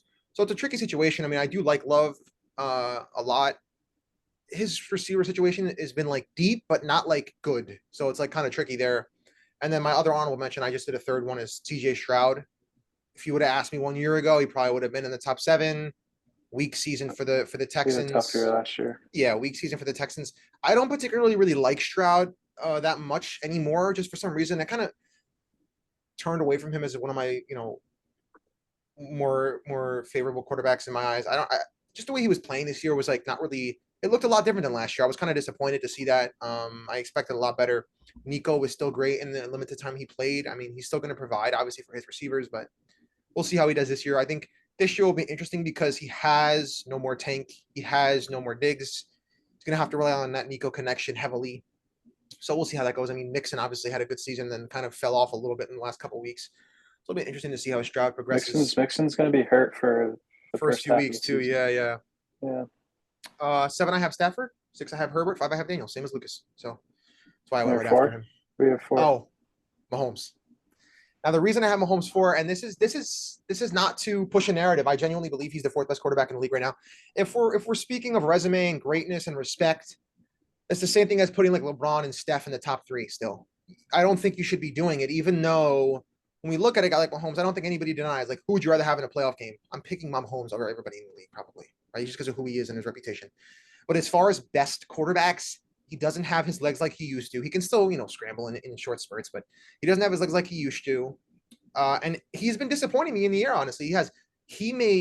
I remember watching so many games last season where he made horrible decisions with the ball and didn't have to pay for it. I think if the voodoo Tyrese Halliburton sinister type devilish words and dark magic that the Chiefs employed on some of their opponents wasn't employed on some of those opponents, I think we'd be looking at Mahomes in a much different light. So for me, I've got him at 4. Next up, where we'll have to go. I can go. So I have kind of like two tiers before I get into the top 7. First is just going to be the quarterbacks that I'm excited to watch this year. I like this. One of them is going to be CJ Stroud. Like Rocco said, his rookie season, he was amazing. And then sophomore season kind of fell off. He had a great receiving core. Granted, they were hurt for a lot of the year, like at different respective times. But I'm just looking to see what he's going to do this year. See if he can go back to what he was doing his first sophomore season. Slump is a very, very serious thing. So we might see him turn back. Another player I'm excited to watch is Bo Nix. I mean, started off the season slow, and then Constantine's boy. Boy. Yeah, the Mims connection. And then, after those first few games, he really picked it up and was showing that he can be a good quarterback. Throws the ball far. I'm just excited to watch him this season and see what he does. Hopefully he doesn't fall off. Hopefully he continues to progress. For my 2 honorable mentions, Stafford and Jordan Love. I think Stafford is definitely above Jordan Love. Stafford can honestly be interchangeable with my number 7, but right now I'm going to have Hurts at 7. And just because he's just like a lot more versatile than Stafford. Stafford just overall a better passer, obviously, but Hurts can do it on the ground. Hurts can do it in the air. He can, he can make plays happen. For my number 6, I have Herbert. Like Lucas said, injuries have prevented him from becoming a quarterback, miles better than what he is, but he's doing a lot more with a lot less. He's had Ladd McConkey for 1 season now, and we saw what happened when he had it with him. It was amazing. Have a big year this year, I think, Herbert, with it. Yeah. And Ladd. My number 5, this is kind of a crazy one. I mean, it's not really crazy, but I do have Mahomes at 5. I don't mind that. And I have Jaden Daniels at 4, just because of his potential that I can see with Jaden Daniels. You say Mahomes at 5? Yes. Regular season, we're doing the reason why I don't hate it. I mean, I think I still put Mahomes over Daniels, but we're doing best. And Daniels objectively had a better season than Patrick Mahomes. And if you project that for the rest of his career, Mahomes will always have a worse season than Jaden Daniels, then that's completely sound logic to have Daniels above Mahomes. Yeah, but the thing is, if a zombie apocalypse started tomorrow, okay, but that's not happening. I can bet on. No, but that's what I said before, though. If let me ask you a question, Constantine. If it's NBA Finals Game 7, would you rather Shea or LeBron James? Current LeBron? Shea or LeBron? Yeah, current LeBron. I'd rather have Shea. Would you rather Shea or current Steph? Current Steph. Would you put Shea higher than Steph in the current rankings of the best players? Of course you would. So it's different. It's a different list completely. Yeah, I'd rather have current Steph, current LeBron, and current KD than Shea in the finals. No question. If the Martians were pointing a laser at me, want to have Steph being pointed at Earth. You want Mahomes. We understand. I do. All right. Yeah, but that's not what the list is, though. Okay. It's best quarterback. So I'm just trying to clarify. I think right now Mahomes is on the downhill part of his career. No, he is. His prime is over. His peaks are over. He won his Super Bowls. I think he's done now. He could sustain a prime. I'll bet good money he'll be back. He could sustain a second prime, but his peak is over. I don't think he's going to be that quarterback that the Chiefs have had to take him to the Super Bowl every year. Yeah, no, I agree. So Justin's got, just to review, Justin's got Hurts, Herbert, Mahomes, Daniels, and then me and Lucas both have Stafford, Herbert, Daniels, Mahomes. Or no, I have Stafford, Herbert, Daniels, Mahomes. Lucas has Stafford, Herbert, Daniels, Burrow. Okay. Constantine, go ahead. Honorable mentions: Baker Mayfield. I like that shout. That's a good name. He had an absolutely incredible season. Matt Stafford, Jordan Love. Great mentions. At my number 7, Jalen Hurts. At my number 6, Justin Herbert. Nice. At my number 5, Jaden Daniels, and at my number 4, Josh Allen. Nice. Okay. So we've got our 7 through 4s. Now, Lucas, give us the top 3. All right. Personally, you can't keep Mahomes out of the top 3. I have him at 3. And then I have Josh Allen and Lamar Jackson. And I just want to say something. I would have had Burrow ahead of Mahomes. I think it's the fact that Mahomes has that clutch factor where he can pull something out of his ass. Well, I think you can't say Burrow's that not the Burrow guy. yet. About who? About Burrow. Yes, What of were you course you gonna say? can. But he hasn't won 3 Super Bowls yet. Yeah, but if you want to use the clutch factor argument, the last name you should be saying is the only quarterback that's proven to beat Mahomes in the playoffs multiple times. One time. Hasn't he beaten multiple times in the playoffs? One time. All right, I'm gonna look up their records. I trust you. I'm just curious. Yeah, so I think those two. I think Burrow is a fantastic quarterback, and I think Mahomes had a tough season last year. I think he realized that he can't rely on Kelsey anymore because of his age, and I think that he's shown in the past to use his IQ, and he's a smart enough quarterback to adapt and learn to use him in a different way. So I think that we'll see a new type of Mahomes this year because he probably had his worst statistical year last year. He's got a second year worthy. He's got a Hollywood Brown. And those are 2 speedsters that are perfect for his type of game. And now the top 2, I want to say I definitely think Lamar is a better quarterback. I think Josh Allen is a better overall athlete just with the size. Obviously, Lamar is a faster player, but Josh has proven it with his legs. And I know everybody hates the tush push, but one of the reasons they can do that with Josh is because he's 230 pounds and he's 6'5". So, and obviously that's not Lamar's fault, but he's not that tall or I mean, I guess he could put some weight on, but it's really not too much his fault about that either. But I just think what puts Lamar over Josh is the interception rate. And I know some of Josh Allen's throws are like arm punts kind of, but that's only like 4 or 5 in a season. And I think there's times in the Ravens games where Lamar puts it right on the money for his receiver and it goes right through their hands. It's never his fault. He'll have maybe 1 or 2 bad throws or 3 or 4 bad throws a game, but it's going to happen to every quarterback. And this year they got the defense. Hopefully they'll have the receiving ability. I'm just waiting. I mean, Andrews and Likely will be a interesting combo again. I think Likely will take that number 1 spot again from Andrews.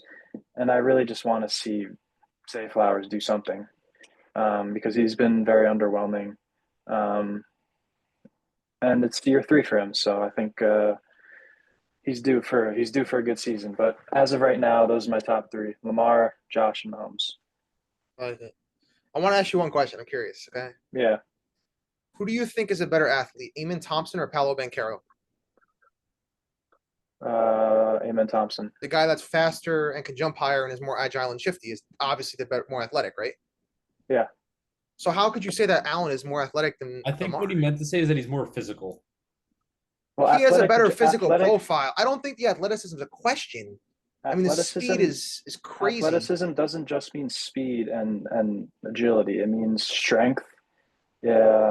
Strength is a big part of athleticism. I think that Josh. Well, if you include size and athleticism, I think then he's more athletic. Better word but than I don't think athleticism. I agree that strength is part of it, 100%. But I'm not more athletic than Aiden. I mean, the gap in speed I'm more physical than Nate. I'm not more athletic. I just wanted to cover that point because I was curious about that. I think Lamar is probably one of the most athletic. He's probably the most athletic quarterback in the history of football. Yeah, that's true. I mean, That's yeah, facts. he's the fastest quarterback in the history of football. He is. I'm just giving him the strength aspect of it and the physicality, like Justin said. But yeah, I'm not. I just wanted to shooting push back Lamar. on that one thing because I just when I think of athletic quarterbacks, the first name I think of is Lamar Jackson. That's why, and maybe Hurts. Yeah. Maybe Hurts just because of that strength.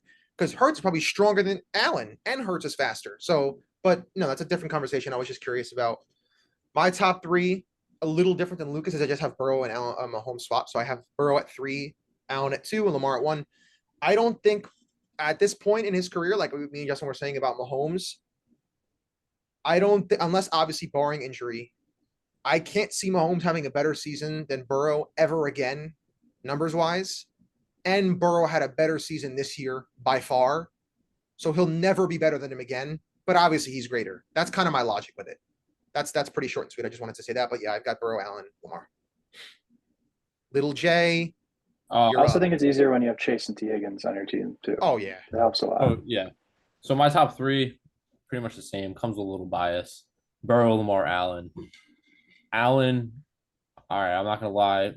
Lamar probably should be at 1, but once again, it comes with bias. Oh, it's understandable. I don't hate it. I mean, yeah, it's Why are we Burrow- saying it comes with bias and then we're still saying it? because that's who Justin is. It's as a person. interchangeable. Yeah. It really is. You can go back and forth about it all. I don't day. think it's interchangeable, but because you're a fan of the team, you having him ahead is not like, oh my god, like I'm not going to argue with you. Yeah. Like it's understandable. So Burrow at 3. I have him above Mahomes. Go ahead again, Constantine. You're lagging like you're in a wind turbine or something. I don't know where my camera went. It's a button on the screen that says video. Should be in the top middle of your phone camera. You don't know where the camera on your device is? It's at the top. Yeah, it's a circle. Right there, right there. There we go. the He's in the goal. He's in California. He just traveled that quickly. All right, Justin, go ahead. All right, so I have Burrow at 3, above Mahomes, like 2 above Mahomes, and I think Burrow, like Rocco said, I don't think Mahomes is gonna have a better season than Burrow ever again in his career. Yeah, I agree. Burrow obviously does have either the best or the second best wide receiving core in the league. That can also go hand in hand between them and the Vikings with Jettis and Addison. I think the main thing that's holding Burrow back from being recognized more frequently in a top 3 discussion is the team itself, not winning, not making playoffs. But they have a terrible defense, probably one of the worst in the league. Yeah. The only team I can think of that's scoring 35 points a game and losing consistently are the Bengals. Yeah, I want to say this quickly because I always make basketball analogies just because I think that's an applicable thing. I have rarely seen a football analogy as similar as Luka Doncic and Joe Burrow. Like it is so similar. Both of them carried their team to the Super Bowl and lost. Both of them are generational offensive players and are, I guess, I mean, obviously Joe Burrow doesn't play defense, but their defenses are horrible. It's just very similar to me. Like Luka's always in the MVP conversation, but never quite there. He's always in the top 3 conversation, but never quite there. So they're very similar in that way. I want to ask you one question, Justin. Do you think the same about Daniels and Mahomes, that Daniels will always have a better season than Mahomes for the rest of his career? I can't say that yet, just because of how significant He's too unproven. Of how real the sophomore slump really is. Yeah. But if he can consistently replicate the same season that he had last year, or even close to it, then yeah, absolutely. I don't see Mahomes really excelling past what he did this past season again. Obviously, he can have.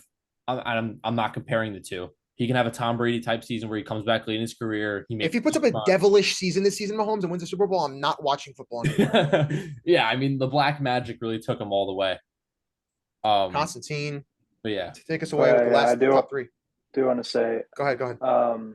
I do think the sophomore season is a real thing. We saw. Let's think about it. Who else was a sophomore this year? Well, not really anybody good. Bryce Young, but he had better season this year, but barely. No, I know. I'm saying we have him as an example. I'm trying to think of other examples we've seen in recent times where they've had bad sophomore slumps. Trevor Lawrence or no? I mean, yeah, but that was like earlier. I mean, we're going into this. What would you say? Because this is one of the better draft classes we've seen. Do we think that May and Daniels yeah. and Williams are going to break the mold of that sophomore slump? I wonder. I mean, this is Well, going to be interesting to see. Drake May has a significantly better receiving core than he did last year. And he also doesn't really have the slump because he started playing like late and his team was And horrible anyway. I think Drake May. He could have the best season of the class. I think they'll finish second in that division. Maybe. I wouldn't be The surprised. Dolphins Finns are stink bunda. Yeah. the Dolphins defense is gone. The Jets are the Jets. And I Fields don't is think injured. Yeah. I don't think they'll necessarily have a winning record. But they might be like an 8-9, 9-8 team. Yeah, and they have like that annoying defensive culture. Like it might get them. And places. they have Vrabel, they have Diggs now. They just drafted Travion Henderson. Great pick. Great pick. And they got Drake May, who was phenomenal last year. I think he was. Some people were saying he was going to go first at one point in that draft. They were saying people might take him because of the personality issues with Caleb. People were thinking of taking Drake first. So that's another thing. He's an animal. Caleb is I don't know because the training camp stuff. He might. No disrespect. He might be gay. No disrespect. But the thing that's more jarring to me, he literally hates the team he's on. Bad. So this could go one of two ways. He plays in Chicago, which is a bit far from the Golden Gate Bridge. With that being said, Constantine, take it away. Yeah. Burrow, Mahomes, Lamar. Okay. Pretty much similar to what we've got. I'm curious to ask you this question because other than Justin, you're the biggest Allen proponent I know. Why do you have him at 4? I mean, if you take away record, I think it's an easy argument to say that Burrow and Lamar had better seasons than Allen this past year. I don't think it's Burrow and Lamar he's referring to. I think it's more Mahomes. No, I was just curious why you had Allen. I was just curious why you had Allen 4th. He was such a big fan of Allen, but I love the logic you used there, and I agree 100%. I agree with you. I'm just curious because I thought you were going to have him higher. I'm saying coming off of the more recent season, Burrow and 100%. Lamar had better seasons. 100%. Lamar is already a 2-time MVP. 100%. And Mahomes makes it to the Super Bowl every single year, so I'm going to give him respect. He is devilish and evil, so yes. He probably he might have sacrificed Brittany Mahomes' old breasts, gotten her the implants, and then used those old tatas in a ritualistic sacrifice to win the Super Bowl, which might be the truth. We have to ask her surgeon. That's getting cut out. I think it's going to be interesting on how they use Kelsey this year. I mean, he's definitely aging. He was nowhere near the Bad player. Blood and Shake It Off. He's not focusing on the gridiron. So it's like he was nowhere near the player he was 2 seasons ago last year. But they have a phenomenal coach, arguably the best coach in the league. And their defense is incredible. So I think they'll definitely be probably 1 seed. 1 seed in the AFC West, maybe a 2 to 3 seed. And you can't bet on them to not make the playout to the Super Bowl because one thing that I'm interested in though is that division is getting better. Yeah, the Broncos have an insane defense. They have a second-year Bo Nix. The Raiders, for the next couple of years, they're not going to be threats. Obviously, they have a generational talent at running back, but the rest of the team is not a threat to the Chiefs. Brock Bowers. But if we look at, I mean, they've got 2 generational talents. They need to build a QB. Max Crosby. They have Geno, but I mean, they're getting there. A few more pieces. They have the coach now too. I mean, Pete Carroll's a good coach. Like they could definitely beat the Chiefs. I'm saying, but they're not going to compete for the division. They could get a divisional stalemate game going, and then obviously the last team, the Chargers. Chargers are dangerous. I really like the Chargers as a dark horse team. They've got Ladd. I love Ladd. I love Herbert. Who's their quarterback? I don't like their Dobbins still. The Chargers running back. Hampton. Omarion Hampton, arguably the best running back not the best running back, but some people were drafting him. Second best, probably. Yeah. People really like Omarion Hampton. He's an athletic specimen. And I think that Harbaugh, when you saw him at Michigan and you saw all the critics about J.J. McCarthy not being able to pass much because they have that run-first offense. Yeah. I think he already brought it back last year with Dobbins. Dobbins had his best year ever. and Hampton's only a rookie, but I think if you have that guy like Jim Harbaugh, I think he's a better coach than his brother. Not even a question, man. John I mean, stinks. he has the Super Bowl experience. He has, I mean, he just has that football kind of mentality where the players, I think, just play better when he's coaching. It's Yeah, just like I one of agree. those guys that Something that makes me a little nervous, though, and I don't know if this is, I can't speak to it too much, but something happens to Herbert in the playoffs. yeah. I don't know what's going on.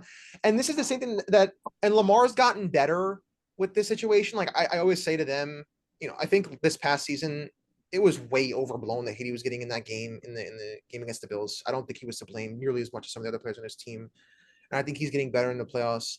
But I hate when a player is so good and then they just explode in the playoffs, like Harden and Paul George. Like it just pisses me off. Like, Aaron why Judge. is Herbert Yeah. so fantastic? And then he does this in the I playoffs. It's so like frustrating. him. He's so fun to watch. It's just like He I should be over don't Daniels on the rankings. He should be. I don't want to start calling him the Embiid of the NFL, but he's getting there to that point because he doesn't do anything in the playoffs. Like this is the thing.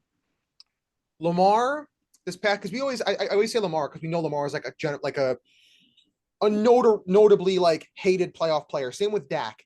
Those guys might throw like one pick and have like a few bad throws. Herbert's throwing like 4 picks. Like he's making horrible decisions. Is Herbert and I love him. on exit in every playoff series he's been in? Yeah. Yeah. And that's 3. I mean, they had that ridiculous game. Well, they got comeback against the Jags and they lost to the Packers or the Texans. I don't remember Texans. I think. I think the Jags. I think it's 3 The Jags was a combination of horrible coaching. Brandon Staley is a moron. They were up so by we have to also consider up by 27 points in the second half, and they're snapping the ball with 15 seconds left in the shot clock. Like, run the clock out.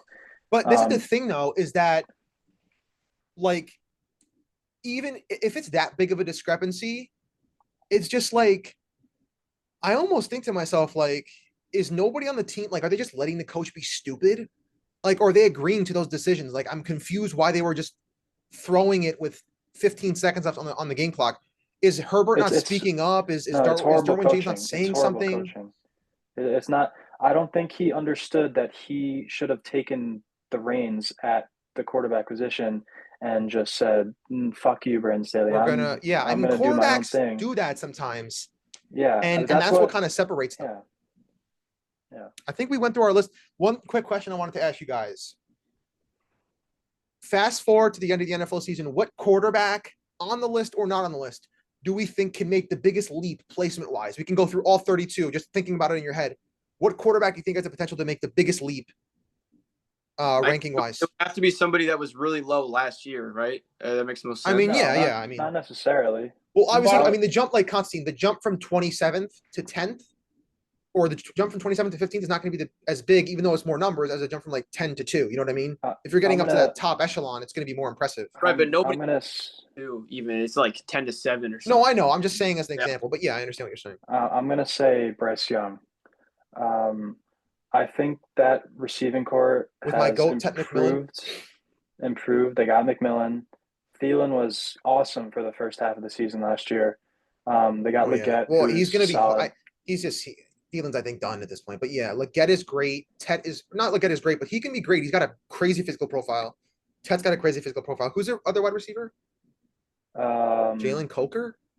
Yeah, but he's young. I think you only really need those 3 guys. Like you got Thielen on like 5-yard drags and curls. Like you can move the ball. Yeah. Yeah, and I think he after he got benched last year, he really took it to heart because he came back and he was playing pretty well. Yep. And he's a number 1 overall pick, so he's got a chip on his shoulder. And I think 100%. That watching Stroud and those other guys that were drafted in the same year as him, really goes to his head, and he's like, I got to perform now. And so I think Bryce Young will be one of those guys. I like that.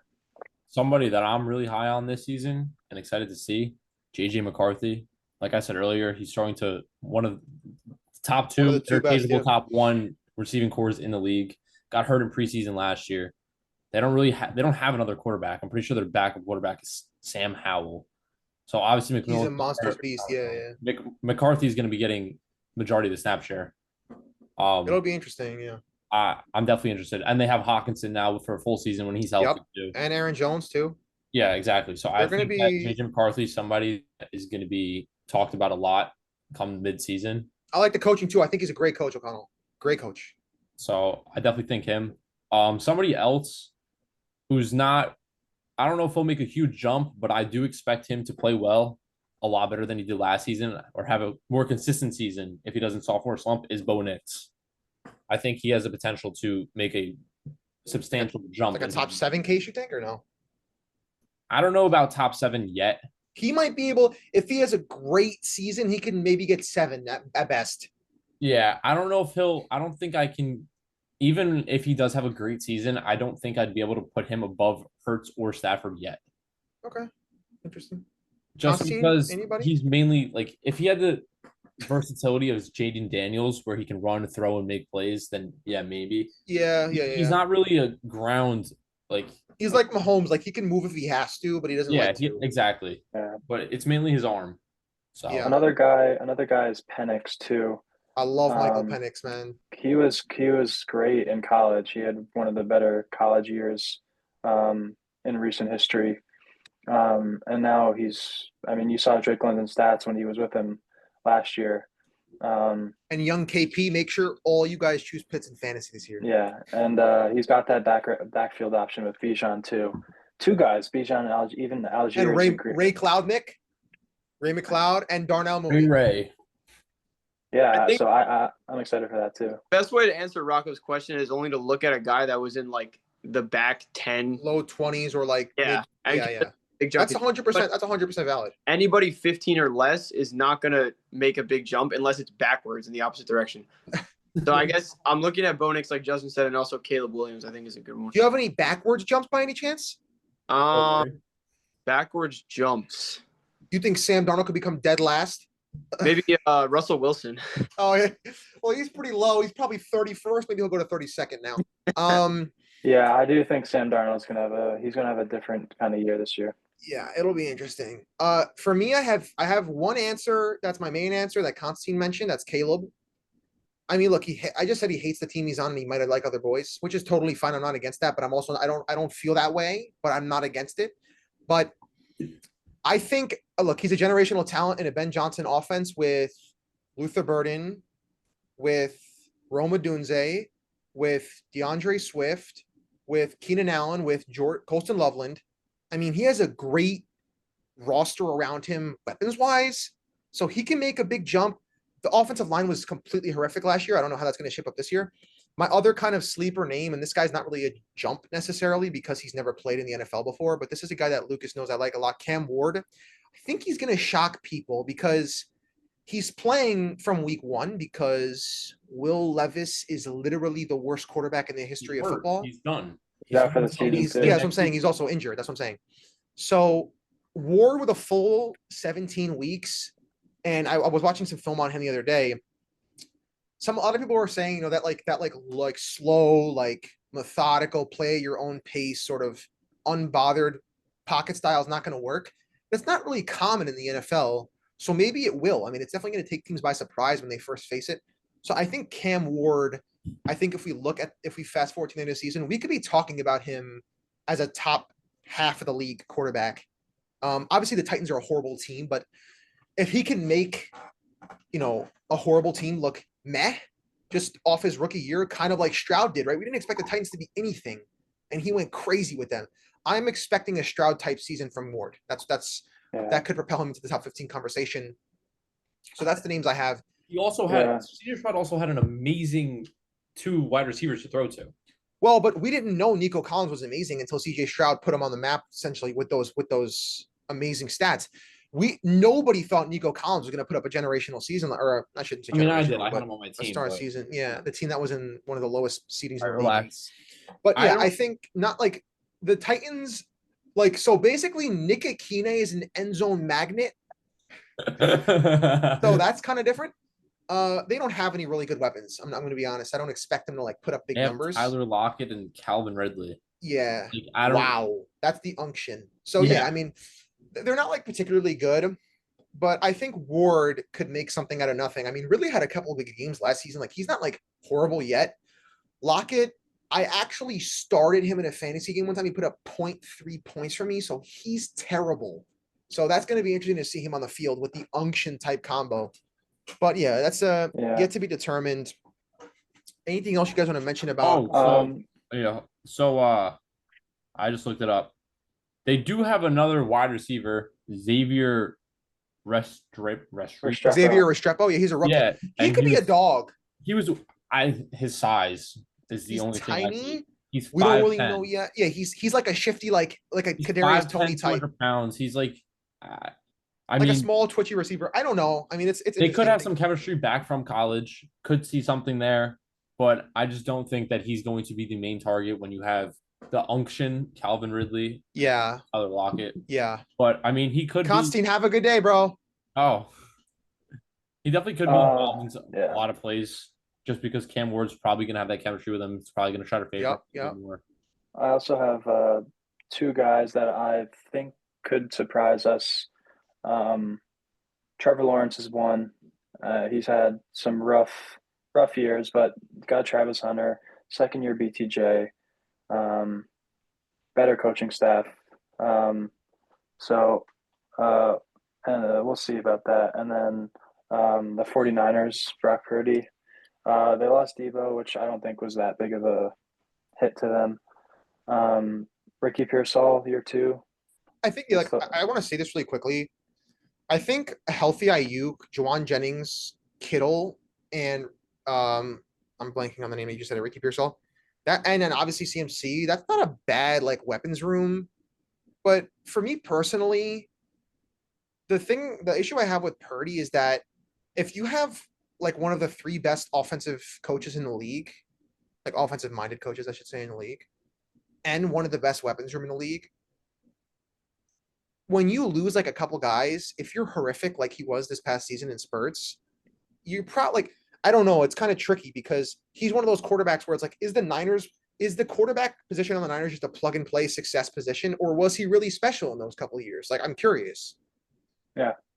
Well, we'll see. I was going to say, I guess we'll have to see now that they kind of have a concrete I also future. do think that I'm still questionable about Ayuk because is Trent playing, or what's good with him? Is he healthy?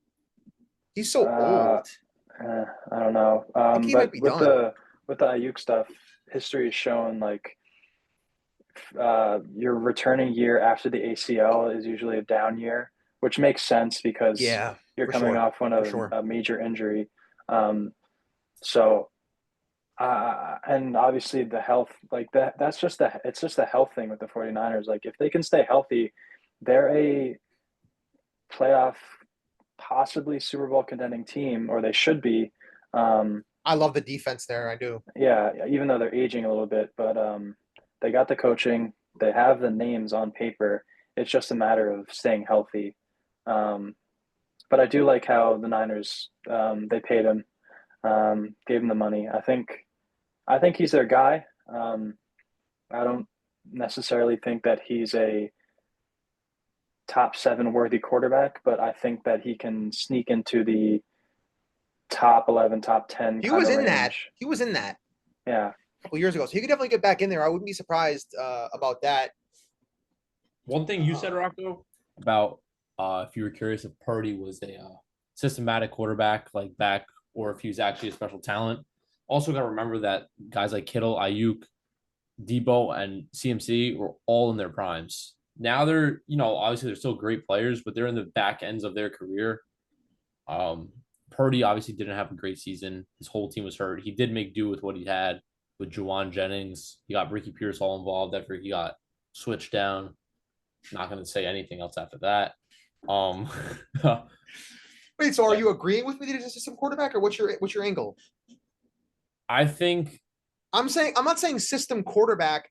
I'm saying, was that Niners quarterback position just plug and play? I don't think it was. You could have put anybody with those guys and they would have been fine. I don't necessarily could have been anybody. I think Brock Purdy was just a perfect fit for that team at the time. Yeah, I mean, I think if you put Geno Smith in that roster, they're just as good. Not current Geno in that season that Purdy was there, 100%. He led the league in passing yards, I'm pretty sure, Gino, or was like top 3. Yeah, It's well, the same yeah, thing with Seahawks. the Sam Howell situation last year with the Sam Darnold, you mean? huh? Sam Darnold. Sam Darnold, yeah. What did I say? Sam Howell? Yeah. Yeah. Like Well, he Sam kind of Darnold with the exposed Vikings. himself, though. That's why I'm saying it's a little Well, different. I don't think that. Purdy was good in the playoffs, so I'm like, is he Yeah. special or was it? I don't know. It's tricky. I think if you're gonna think of system quarterbacks, you have to go to Detroit and look at Goff. I think that is a system quarterback. If he was on the Niners instead of Purdy 2 years ago, would they have been a better team? I think yes. 2 years ago, When the Niners made the playoffs with Purdy and the Super Bowl with Purdy, For the veteran if experience, Goff yeah, was on I the think team, they would have been better. That's what I'm saying. I So think I'm saying that specific snapshot, that specific year where Purdy got uplifted in big conversations, you could have put like 15 quarterbacks that are in the league 2 years ago in that spot, and they would have been just as good, if not better, or the Niners would have been just as good, if not better.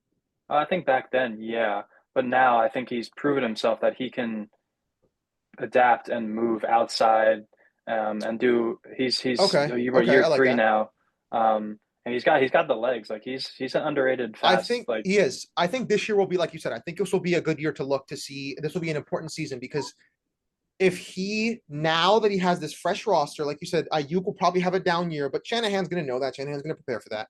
We now have CMC Ask fresh. Shanahan, dude. He's a liar. We have Kittle. We have Jawan, who had a great season last year. We have Ricky, who's fresh.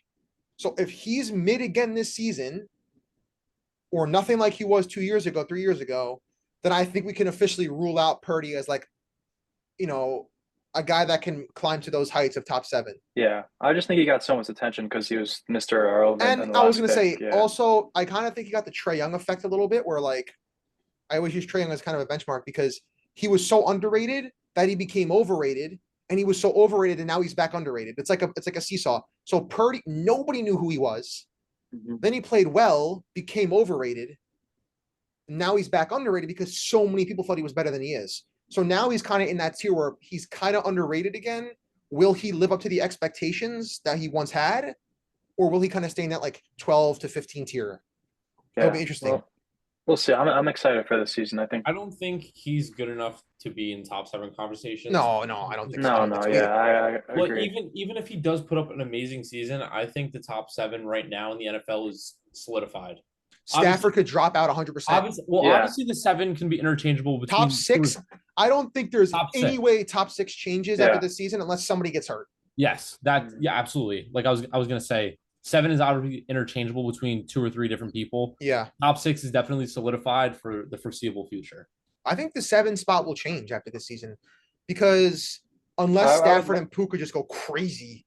Yeah, I mean, I would love to see Jordan Love. Like he's just got to pick that number 1 guy that he's going to go to. Yeah, he has way third down, fourth down. And it's also a problem because he has like so many like voices in his ears, like one guy crying for the ball. It's like it kind of hurts the QB a little bit when everyone's asking for the ball. You don't know where to look first. Like you start trusting in your receivers more than your coach. Like then it just causes problems deep down. I think having that many wide receivers, like we said, is like a blessing but a curse as well, because that's why like having a situation like the Bills used to have where Diggs is getting 15 to 20 targets a game is better than giving 5 guys 3 targets and then one guy's asking for more, one guy's asking to go in the slot. Like it's just tricky. So yeah it'll be interesting to see. Because that season Love had was crazy a couple years ago. I mean, he was great. He was great. Okay, let's see. I don't think we need to add anything else to this one. Thank you all for watching Fun on the Line episode 7. We will see you in the next one. No out of bounds? Hold on.